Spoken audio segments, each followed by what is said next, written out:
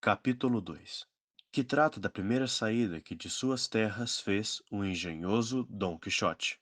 Concluídos, pois todos esses arranjos, não quis retardar mais o pôr em efeito seu pensamento, estimulando-se a lembrança da falta de estava já fazendo ao mundo sua tardança, segundo eram os agravos que pensava desfazer, sem razões que endireitar, injustiças que reprimir, abusos que melhorar e dívidas que satisfazer. E assim, sem a ninguém da parte de sua intenção e sem que ninguém o visse, uma manhã antes do dia, que era um dos encalmados de julho, apercebeu-se de todas as suas armas, montou-se num rocinante, posta sua selada feita à pressa, embraçou a sua adarga, empunhou a lança e pela porta furtada de um pátio se lançou ao campo, com grandíssimo contentamento e alvoroço, de ver com que felicidade dava princípio ao seu bom desejo. Mas apenas se viu no campo quando o assaltou um terrível pensamento, e tal por pouco não fez desistir de sua começada empresa. Lembrou-lhe não ter sido ainda armado cavaleiro, e que, segundo a cavalaria, não podia nem devia tomar armas com algum cavaleiro, e ainda que as tomara, havia de levá-las brancas, como cavaleiro donzel, sem presa no escudo, enquanto por seu esforço a não ganhasse. Estes pensamentos não deixaram de lhe abalar os propósitos. Mas podendo nele mais a loucura do que outra qualquer razão, assentou em que se faria armar cavaleiro por algum que topasse, a imitação de muitos que também assim o fizeram, segundo ele tinha lido nas obras do seu uso. E, quanto às armas brancas, limparia as suas por modo, logo que tivesse lugar para isso, que nem um arminho lhes ganhasse. Com isto serenou, e seguiu jornada por onde o cavalo apetecia, por acreditar que nisso consistia a melhor venida para suas aventuras. Quem duvida de que lá pro futuro, quando sair à luz verdadeira história dos meus famosos feitos, o sábio que os escreve há de pôr, quando chegar a narração desta minha primeira aventura tão de madrugada, as seguintes frases: apenas tinha o robinco do Apolo estendido pela face da ampla e espaçosa terra, as doiradas melânias dos seus formosos cabelos, e apenas os pequenos e pintados passarinhos, com suas farpas línguas, tinham saudado doce e melíflua harmonia a vinda da rosada aurora, que, deixando a cama do zeloso marido, pelas portas e varandas do horizonte manchegou os mortais se mostrava. Quando o famoso cavaleiro Dom Quixote de la Mancha, deixando as ociosas penas, se montou no seu famoso cavalo rocinante e começou a cavalgar pelo antigo e conhecido campo de Montiel. E era verdade que por esse mesmo campo que ele ia, e continuou dizendo: Ditosa idade, século ditoso, aquele que hão de sair à luz as minhas famigeradas façanhas dignas de gravar-se em bronze, esculpir-se em mármores e pintar-se em painéis para a lembrança de todas as idades. Ó tu, sábio encantador, quem quer que sejas, a quem há de tocar ser o cronista dessa história, peço-te que não te esqueças do meu bom Rocinante, meu eterno companheiro em todos os caminhos e carreiras. E logo passava a dizer, como se verdadeiramente fora enamorado: Ó princesa Dulcinea, senhora deste cativo coração, muito agravo me fizeste despedir-me e vedar-me com tão cruel rigor que aparecesse na vossa presença. Aprazavo, senhora, lembrava-vos este coração tão rendidamente vosso, que tantas mágoas padece por amor de vós.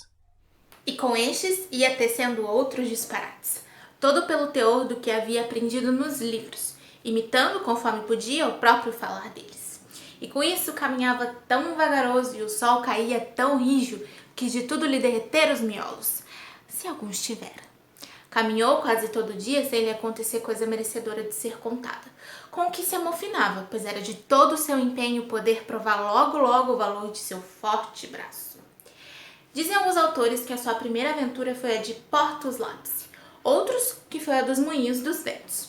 Mas, pelo que pude averiguar e encontrei escrito nos Anais da Mancha, é que ele andou todo aquele dia, e ao anoitecer, com seu rocinho, se achava estafado e morto de fome. E que, olhando aos redores para ver se descobriria algum castelo ou alguma barraca de pastores onde pudesse se recolher e remediar a sua muita necessidade, viu não longe do caminho uma venda. Era como aparecer-lhe uma estrela que o encaminhava, se não ao Cárcer, pelo menos aos portais de sua redenção. Deu-se pressa em caminhar, e chega a tempo, pois já ia escurecendo. Achavam por acaso, numa porta, duas mulheres moças, destas que chamam de vida fácil, as quais iam a Sevilha e uns arreios, que nesta noite acertaram em pousar numa estalagem alido.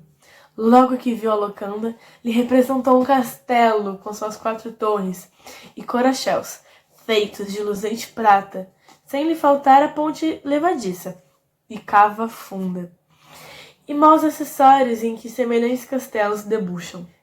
Foi-se chegando à pousada, ou castelo, e conforme a distância diminuía, foi colhendo a rédea do roçante, esperando que algum anão aparecesse e tocasse uma trombeta, pois acabara de chegar um grande cavaleiro ao castelo.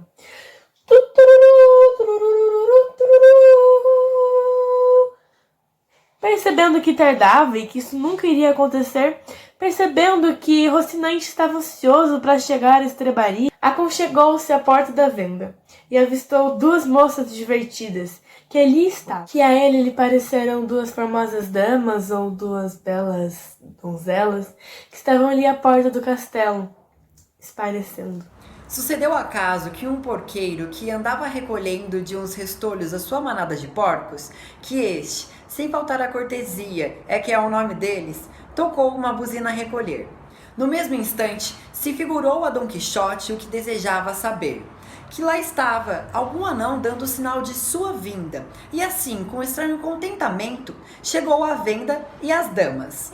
Elas, vendo cercar-se um homem daquele feitio e com lança e adarga, cheias de sustos, já se iam acolhendo à venda, quando Dom Quixote, conhecendo o medo que as tomara, levantando a viseira de papelão e descobrindo o semblante seco e empoeirado, com um tom mais ameno e voz mais repousada, lhes disse: Não fujam, vossa mercês. Não temam desaguisado algum, porquanto a ordem de cavalaria que professo, a ninguém permite que ofendamos, quanto mais a tão altas donzelas, que ambas sois. Miravam nas moças e andavam-lhe com os olhos, procurando o rosto, que a desastrada viseira em parte lhe encobria. Mas, como se ouviram chamar donzelas, coisa tão alheia ao seu modo de vida, não puderam conter o riso. E foi tanto que Dom Quixote chegou a envergonhar-se e dizer-lhes: O medimento é o azul sobre o ouro da formosura, e demais, o rio sem causa grave denuncia sandice. Não vos digo isso para que vós estomagueis, que a minha vontade outra não é, senão servi-los. A linguagem que estas fidalgas não entendiam e o desajeitado do nosso cavaleiro ainda acrescentavam nelas as risadas e estás nele o enjoo, e diante passará-se ao ponto, não saísse o vendeiro, sujeito que muito gordo e era muito pacífico de gênio. Este, vendo aquela despropositada figura, com arranjos tão disparatados como eram os aparelhos, as armas, lança, adarga e corcelete, esteve para fazer coro com as donzelas, na mostra de hilaridade. Mas, reparando naquela quantia de petrechos, teve mão em si e assentou-lhe a falar comedidamente e disse-lhe desta maneira: Se vossa mercê, senhor cavaleiro, busca pousada, executando o leito, porque nessa venda nenhum há. Tudo mais achará nela de sobejo. Vendo Dom Quixote a humildade do alcaide da fortaleza, que tal lhe pareceram o vendeiro e a venda, falou assim: Para mim, senhor Castelão, qualquer coisa me basta, porque minhas pompas são minhas armas, meu descanso o pelejar. Figurou-se ao lancadeiro que o nome Castelão seria troca de castelhano, ainda que ele anda lúcido das praias de São Luca, em que tunantes não lhe ficam atrás e são mais ladrões que o próprio Caco e burlões como estudante ou pajem. E respondeu: Segundo isso, como também lá reza a trova, colchões lhe serão as penhas, e o dormir sempre velar. E sendo assim, pode muito bem apear-se, com a certeza de que achará nessa choça ocasião e ocasiões para não dormir em um ano todo, quanto mais uma noite. E dito isto, foi figurar o estribo Dom Quixote, o qual se apeou com muita dificuldade e trabalho, como homem que em todo dia nem migalha havia provado.